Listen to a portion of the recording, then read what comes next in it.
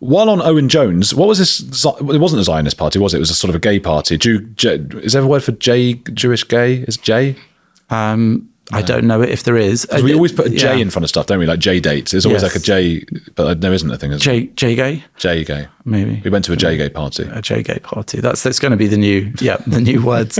Apparently he went to this party, which is a sort of, it's like a club night with a Jewish theme once a year, I think. I don't know. It's not, I didn't go myself.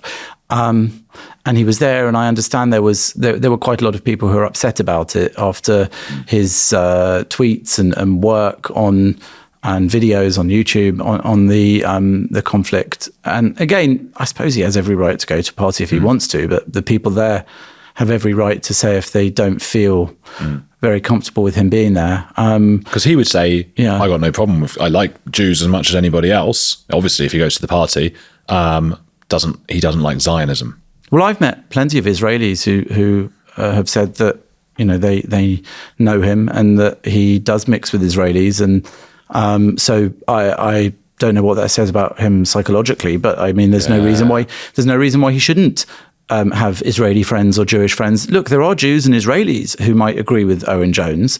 I think they are probably in a minority, especially some of the more furious things that he writes and says. But look, Owen Jones can go to a gay Jewish party if he wants to, but I think he ought to expect the heat from some people when he does so. I'm not the party police, not even for gay parties. Do you remember that Larry David Curb Your Enthusiasm episode where he has sex with the Palestinian woman? The Palestinian chicken shop, right? One of the best episodes of TV ever. If anyone's not watched that, go and look that up. But they sort of get off on the fact that they hate one another kind of thing. It was quite funny. And I wonder if Owen Jones has that going on. I don't know him. Why don't you know?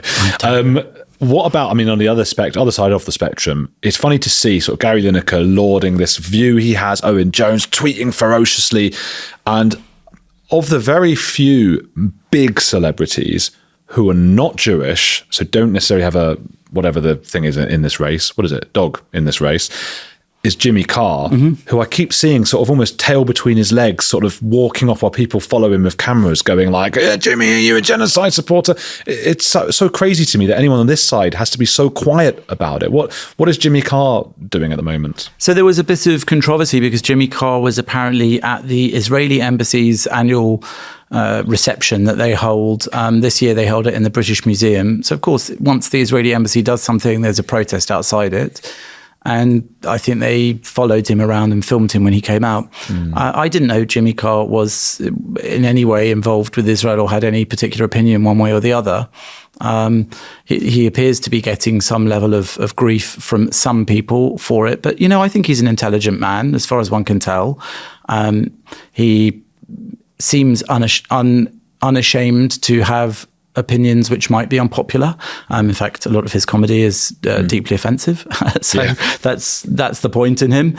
I think, so what? Jimmy Carr was at the Israeli embassy reception, and what to say about it? I think anyone would have walked away and ignored the loons filming him, chasing him down the street. What does he owe them? Nothing. He doesn't need to explain himself to them.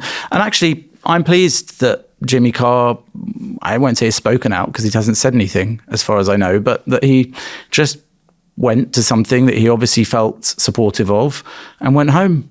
And that's really, I think a little less heat on a lot of these discussions will help a great deal. And of course, everyone will come back and say, genocide and apartheid and starvation.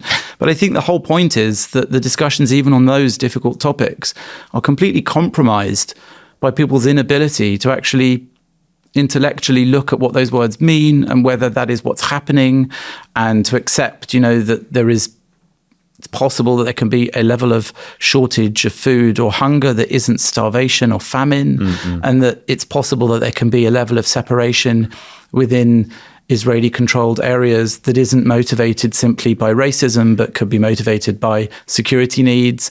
And really, Israel, for me, is this petri dish of many really difficult social and political and security issues that we all deal with in this world, but they're so much more volatile there. And it is trying to balance the different sides of those tensions. And I'll say it doesn't always get it right. Of course it doesn't. Nowhere gets everything right.